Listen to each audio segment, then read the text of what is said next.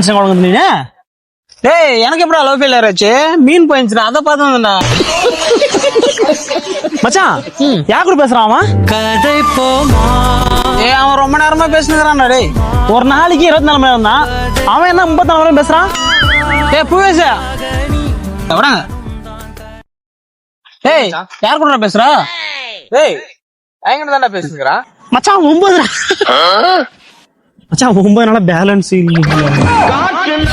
இரு மச்சான், போன் வந்து பேசிட்டு வந்துடுறேன். ஹலோ டேய் யாரா போன்ல?